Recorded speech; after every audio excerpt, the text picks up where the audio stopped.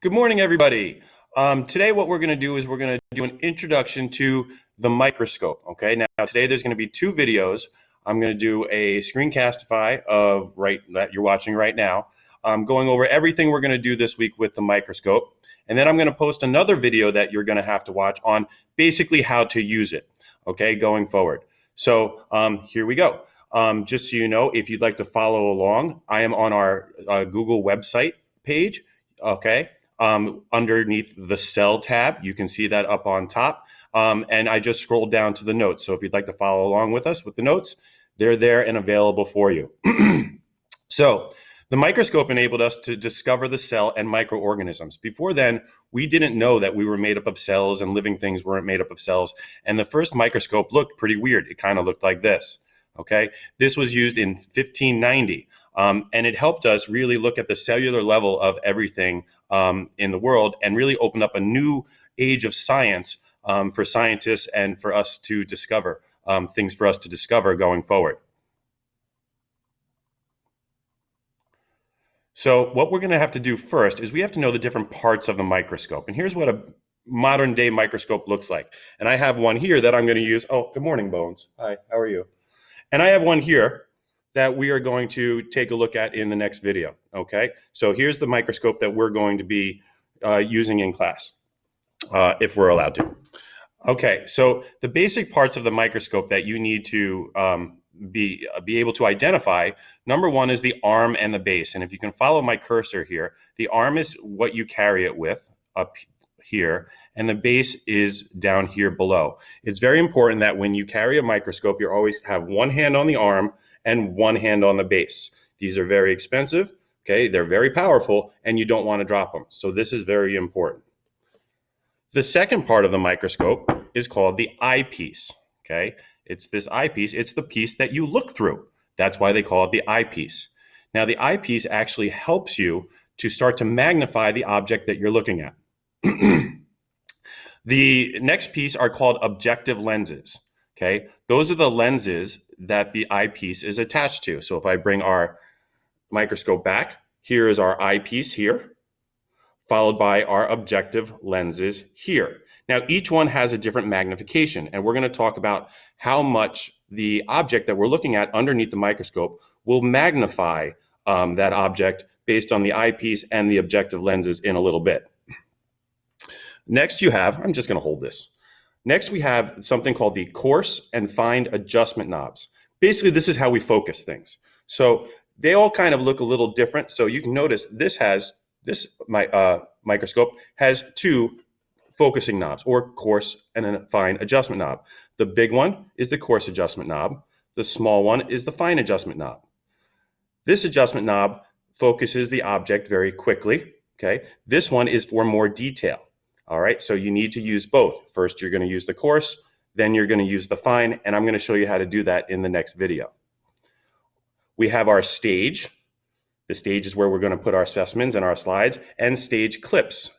Okay, you can see them on the picture right here. This is the stage, followed by the stage clips here, which help to hold the slide in place. We also have the light source. Okay, that's down below the stage, and the diaphragm, which is right here. That controls how much light goes in and out of the microscope. Sometimes if it's too bright, we have to dim the light in order to see our object or our organism or whatever we're looking at underneath there. Now, we're lucky that most of our microscopes, or all of our microscopes, plug in. So we have a nice bright light source. So we can see underneath here, here's our diaphragm, okay, and here's our light source, all right? So these are the kind of microscopes that we have in school that we will be using. So that's your basic parts of the microscope. If you received a packet, if you've been in school, a cell and microscope packet, pages 3 and pages 5 are good worksheets for you to work on to help you remember how to identify the different parts of the microscope. If you are fully distant learning and you have not received a packet yet, I'm going to show you where on our website page you can scroll to in order to print out the packet if you want to at home, or just look at it and work on it that way virtually. Or it's not something you have to hand in. It is just something for you to reinforce your learning.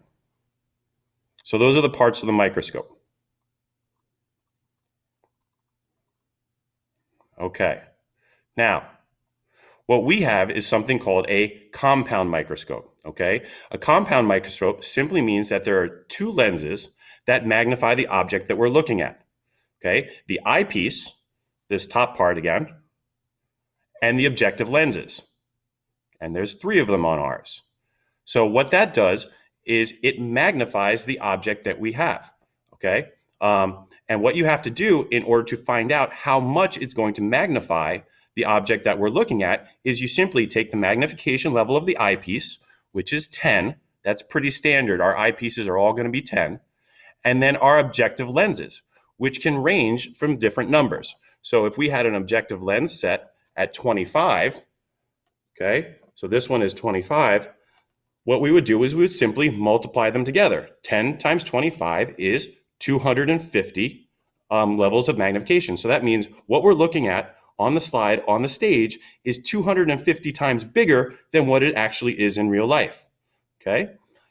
If we up our magnification up to 40, that would be 10 from the eyepiece, 40 from our objective lens, 10 times 40, 400 times as big. That's a big magnification, okay? So magnifying and figuring out how much we are actually, how much bigger our objects are is mind-blowing sometimes, okay? So we're looking at some pretty small stuff here, which is why we need the microscope. Now, something interesting happens when you look at stuff underneath the microscope, okay? Very interesting. That's just the letter E that I cut off a piece of paper. Simple as that. What do you notice about it? Bones, what do you notice about it? That's right. It's backwards and upside down. Whenever you're looking at something underneath the microscope, not only does it enlarge it, but it reverses it and makes it upside down. So if you take your microscope lens and you move it to the left, your slide, excuse me, and move it to the left, it will look like it's moving right. If you move it to the right, it's going to look like it's moving left.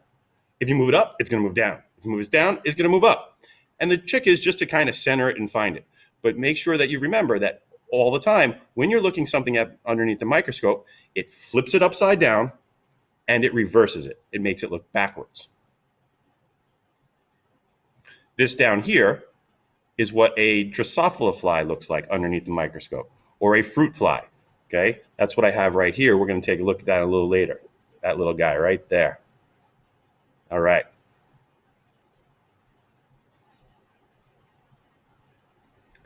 Now, one of the things that we're going to have to do, and we're going to do this later in the week, and I'm going to make new videos on exactly how to do this and go through it in a much slower process. Today is just an overall introduction to what we're doing for the week. Okay, we're going to have to measure the size of cells using the microscope. Okay, that's what we're going to do. And I'm going to explain more of that later. But here's basically what's going to happen. You're going to be given something called a grid slide. Okay, this is a grid slide. Let me see how close I can get. Where is it? There we go.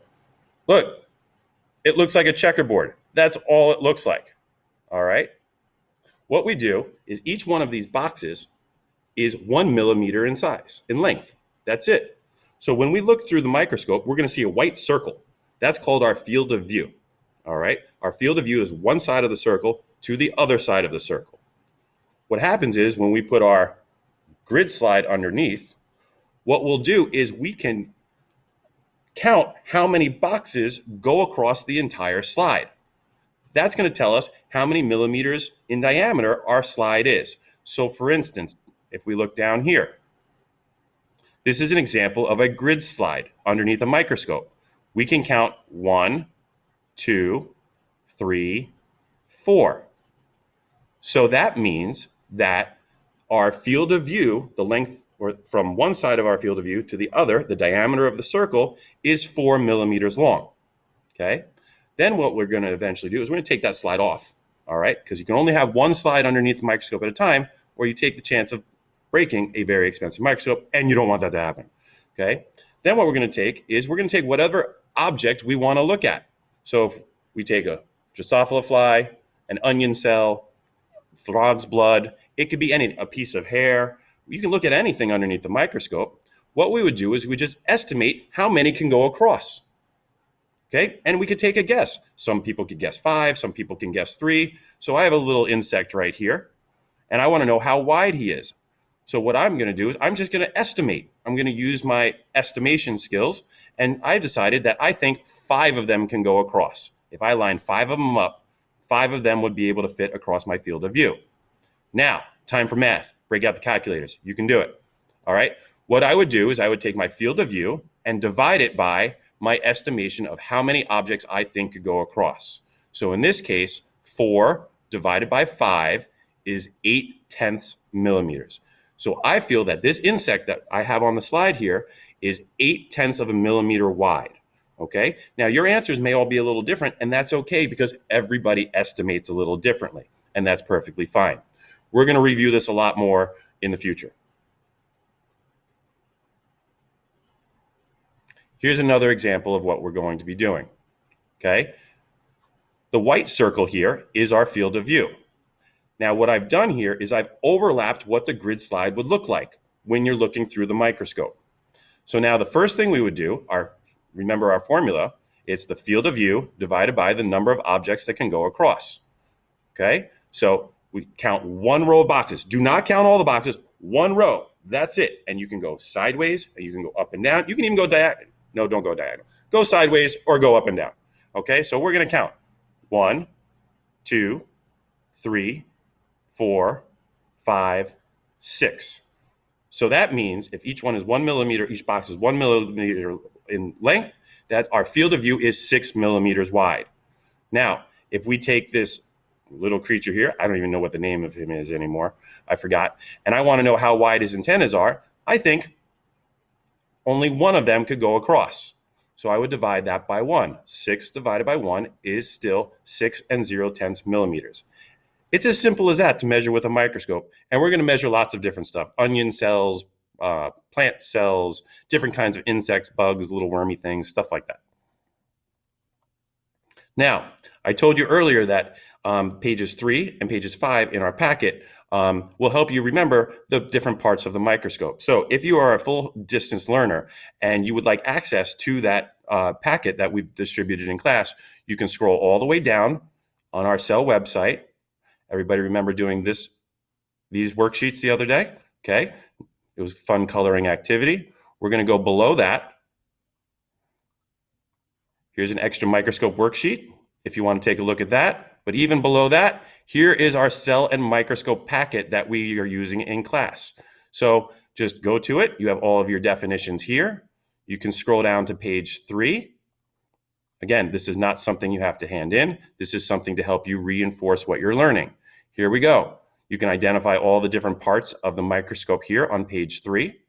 And if you need help remembering what they are, you can rewatch this video, or you can scroll all the way down to page 5, parts of our light microscope right here. So that's just a little bit of what we're going to be doing today and this week, looking at the microscope. Okay, continue to watch the rest of the videos the rest of the week, and remember to always answer that Google form sheet every single day. All right, see you later.